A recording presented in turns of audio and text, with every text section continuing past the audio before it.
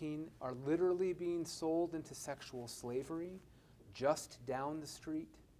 It's happening in Aurora, it's happening in Brighton, it's happening in Commerce City. It's happening throughout the state of Colorado. And there are multiple things that we as public policymakers and as public servants can and must do with the community to combat this problem. We have to address the demand. We have to address those who are engaging with the human trafficking, who are selling kids into this crime. And we have to do that in a collaborative way. And that's why I'm so proud to be standing here today with the Board of County Commissioners and with Sheriff Claps as we introduce to the community the introduction of this new unit. The District Attorney's Office works hand in glove with the Sheriff's Office to combat human trafficking, but the research tells us that we have to have people with special expertise who investigate these crimes and who then prosecute these crimes. And that's what this unit is all about. This unit at the Adams County Sheriff's Office will now have dedicated detectives who can use their expertise and knowledge of this field to serve victims, investigate crime, and present cases that my office can then take along with the Sheriff's Office into the criminal justice system and hold accountable those who are engaging in this kind of behavior. If there's anything that I want to communicate to this community today, in addition to so proudly standing with my colleagues who are behind me who are committed to this issue, it's to say the following. Human trafficking is a real issue. It is happening here, and we're doing something about it. Thank you.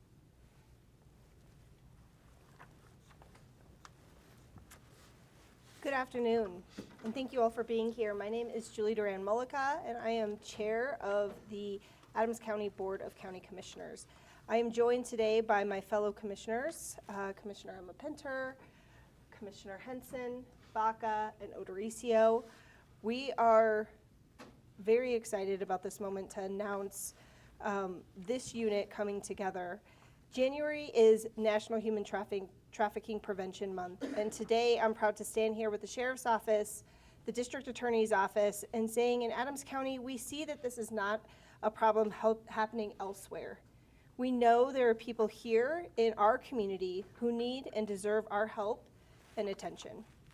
This work started with recognizing that human trafficking does not always look the way we might picture, with people being moved across borders in shipping containers. It happens close to home. It happens quietly. And it often happens to people who are already vulnerable. People traffickers know are less likely to be seen, to be believed, or to help. And these are the people we are committed to serving. That commitment matters, and today it means a great deal to me to stand with our partners in this effort. No one agency can do this alone. Collaboration across our different areas of expertise, from investigation to prosecution to policymaking to advocacy and support, each step along the way, every person who dedicates their time and effort to help survivors of trafficking is vital to helping make real change. That's why we approved funding to create this dedicated human trafficking unit, so these regulations are not just words on paper, but tools that actually help uncover crime, support victims, and pursue justice. As commissioners, our role is not to conduct investigations or prosecute cases.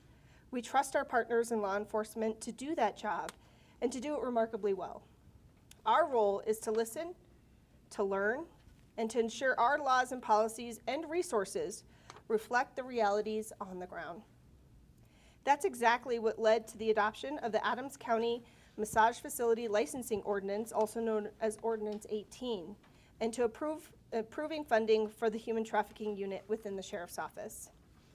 That ordinance wasn't about targeting businesses, but rather about compliance with state efforts and accountability, transparency, and creating targeted, intentional, and critical efforts to identify exploitation and intervene earlier.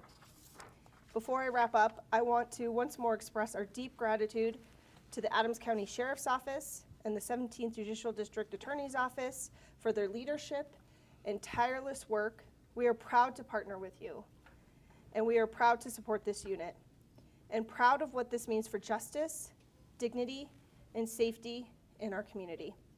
Thank you, and now I'd like to introduce Adams County Sheriff Gene Claps. Thank you. Uh-oh. Let me throw my crutches down. We gotcha. All right.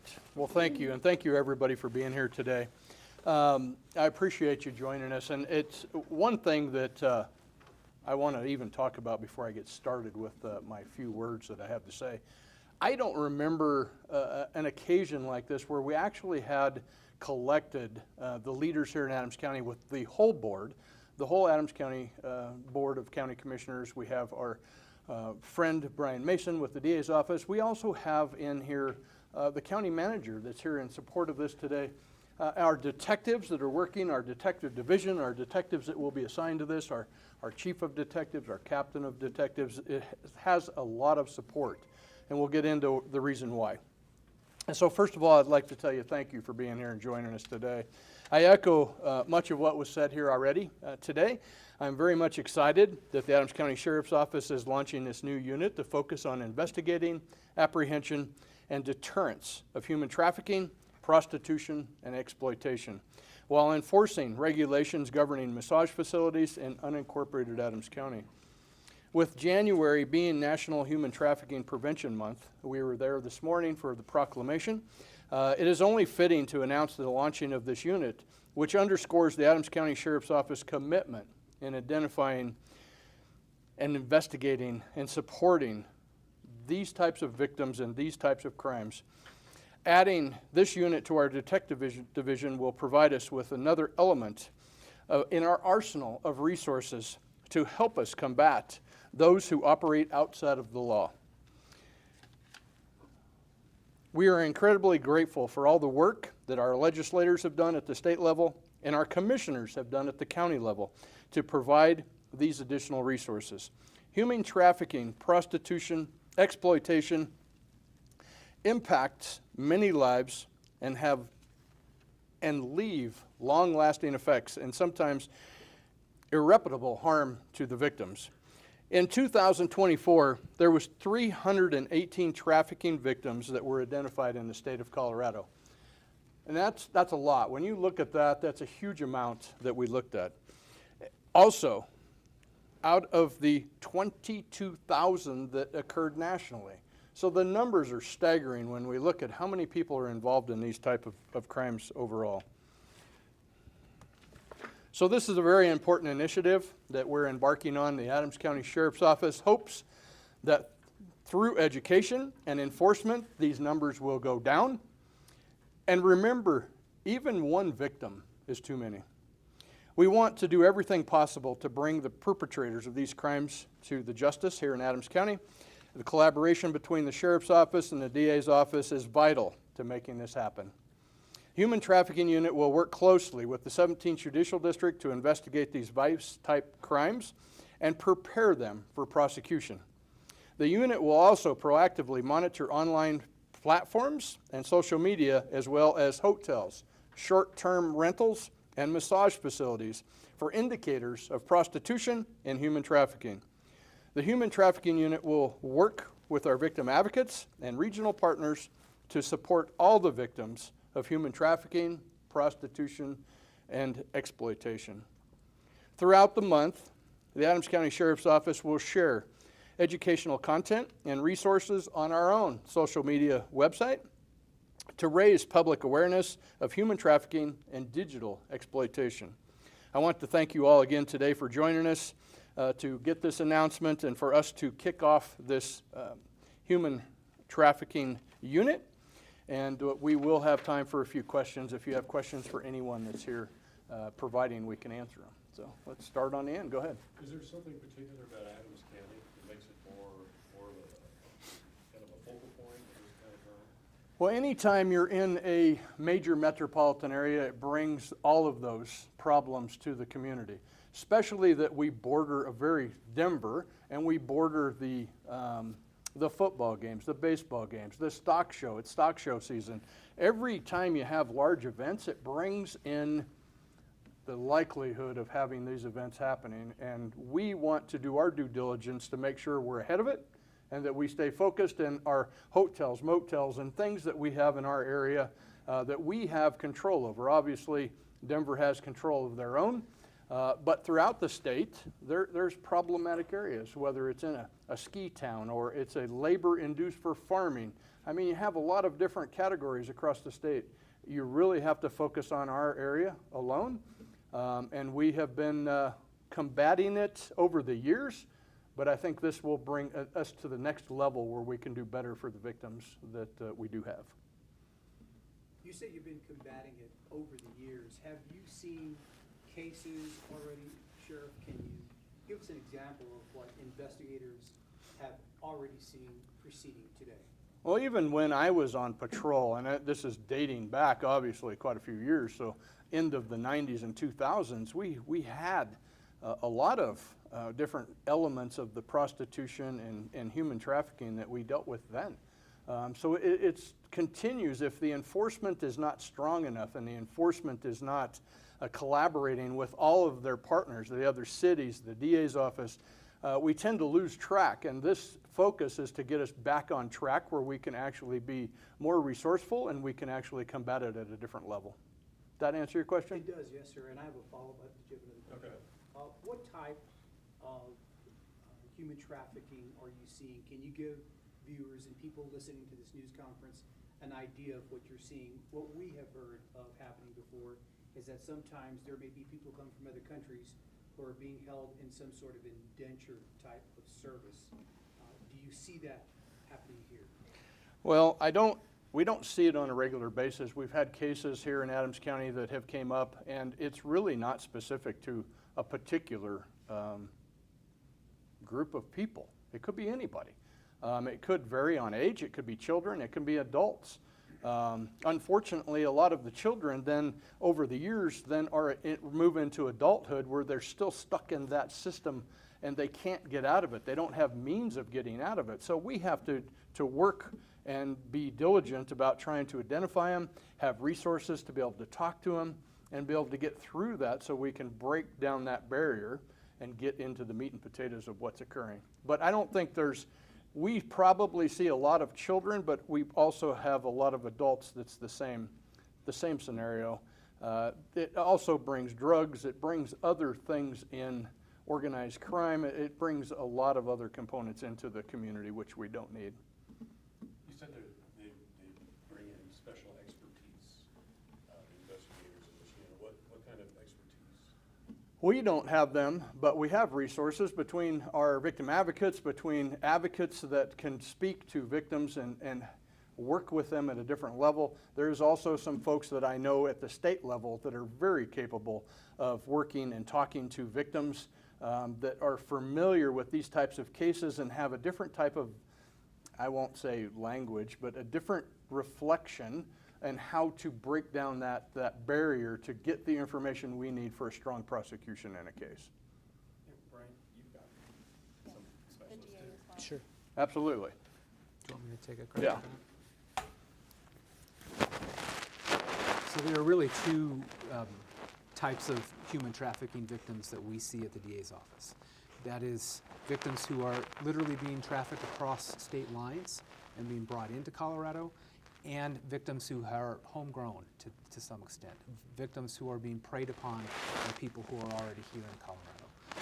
One example of the latter is gangs. We have gang members who will traffic children or adults that are from Aurora or that are from Denver, right here. So human trafficking doesn't necessarily mean in every case that they've been flown in or smuggled in across state lines. That's one component of it, but that's not the whole picture. In terms of why is this happening so much in Colorado, we have 3 major highways that come through Colorado, and all 3 of them come through Adams County. And that's one of the reasons why we have drugs, so many drugs and drug problems, and it's one of the reasons why we have so many human trafficking cases. To your last question about expertise, both the sheriff and I, in our long careers in law enforcement, have found and know from the research that some of the specialized cases that we have to deal with, whether that be sexual assault cases or drug cases, or in this case human trafficking cases, require specialized knowledge in order to successfully investigate and prosecute them. in many agencies, not in this one and not in the district attorney's office anymore, cases can get passed around. And if you have someone who receives a case that doesn't have experience dealing with victims of human trafficking, for example, they may not have the expertise or knowledge to meet that victim where they're at. Victims of human trafficking in particular are often folks who have been preyed upon and have been manipulated and have very, very complicated mental health problems that make it hard for them to ever report or to deal or to cooperate with law enforcement. Those who engage in human trafficking are very skilled at manipulating victims such that the victims feel like they have to stay with their trafficker. That's a real issue for us. And so having detectives who have been specifically working on these cases and have gone to training outside of the sheriff's office, be it national or local training, same for prosecutors in my human trafficking unit at the district attorney's office, gives them the specialized knowledge and skill to work with victims who have special needs. And that is true of every human trafficking victim we've ever had. Would it be correct to say that you all, the sheriff's office and the DA's office, have been working on these cases already? You've been making arrests in these cases already, but this is just another push to bring more of a focus on it with more expertise, as you just mentioned? Yeah, I'll take a crack at that and then turn it Okay. back over to the sheriff. Human trafficking has been a problem in this state and in this jurisdiction for years. This isn't a new problem. And the sheriff's office has been investigating these cases for years, and the district attorney's office has been prosecuting them for years. But what we are doing now is really focusing on bringing the resources we need to go after this problem in a really comprehensive way. The sheriff's office, as everyone knows, patrols unincorporated Adams County. We have 11 law enforcement agencies in the 17th Judicial District. The sheriff's office now has a specialized unit. A couple of our other agencies do as well.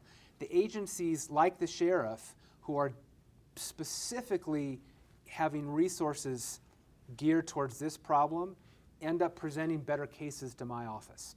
And that then leads to more successful prosecutions. So I'm hoping that the sheriff's leadership on this issue will inspire other law enforcement agencies within the 17th Judicial District to do the same. Thank you, Brian. I think one of the things that I mentioned earlier that's important to remember, we have, and this isn't new, it's not a new problem, not a new problem in the world. But we have legislation in 2025 at the state level, and then our commissioners stepped up and passed ordinance here in Adams County that, and I will not say that the majority of the massage parlors are not a problem, but there is the group of massage parlors that can and are the problem and have been even years ago. I can't tell you how many massage parlors that we have led that has led us to apprehension and arrest for prostitution and pandering and pimping and other things. They're not reputable, and those are some of the ones that we're going to focus on, because that's where our problem starts, is at the ground level. So this unit is something that we will work with the county in the licensing of massage parlors. We will work at the other different levels, but it's just one more component to ensure that our community is safe and vibrant, and we're not jeopardizing those at risk or victims that are out there. You've got the stock show in town, you've got the big game coming up Saturday. You may have another game after that. Is this where things ramp up? Is this any different? And at these big events, do you look for human trafficking or prostitution, or can you distinguish between the two? Or I think law enforcement as a whole needs to be very observant during these times, because it brings in the influx to the areas of wherever these events are occurring, and across the board, I think everybody needs to be vigilant about what is occurring around them and what's happening in their areas, all the municipalities and the counties. But when these events are taking place, like the stock show or any big event, did things ramp up for you guys? We, obviously, this is brand new, we're just kicking this off, but from years ago when we focused on some other exploitation events and other vice type things, Absolutely. We start seeing chatter, we start seeing social media, you start seeing some of the illegal behavior that starts. But again, this is just one component to a bigger picture. It's a much broader than just even human trafficking. You know, what's causing it, what's making it, what's generating it, so. But yes, to answer your question, these are the times of the year. Any special event, it could be anything. That even years ago when we used to have Bandimere Speedway, big national events that brings big crowds. We have crowds that come to the stock show, crowds that come to various different events across the metropolitan area that they're housing somewhere. It doesn't have to be in that venue where the event is occurring. People house everywhere. So we have to do our due diligence, pay attention to the hotels, the motels, places where they're going to be. What else? That's it, I think. Is there a fear that, that in the past, some of these cases have fallen through the cracks? Because you've talked about that, seems to be kind of a lack of communication between the investigation and the prosecutor's office. Well, I don't know if any of, I would hate to say they fell through the cracks. I think us working with the DA's office and our special advocates and some of the specialty groups that focus on this particular field will give us more resources and tools in our toolbox to do a better job and hopefully be more thorough, and we don't leave any stone uncovered. May I take one crack at that too? I don't think we have an issue with cases falling through the cracks. This has always been a priority for both of our agencies and certainly for Sheriff Claps and has been for me. That said, you can lose a case, a human trafficking case, early in an investigation if you don't have the expertise to investigate it and then prosecute it in a successful manner. And that starts with the rapport that you build with a victim and understanding the signs of human trafficking, understanding the dynamics of human trafficking, understanding the network of human trafficking. And so while no, I don't think cases have fallen through the cracks, improving how we attack these cases, how we investigate them, and how we prosecute them should lead to better results in the courtroom.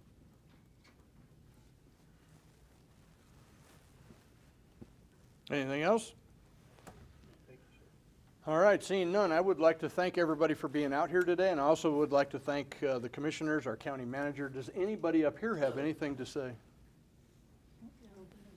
Thank you, Sheriff. Seeing and hearing none, thank you. We'll go ahead and conclude this. Thank you guys for being here.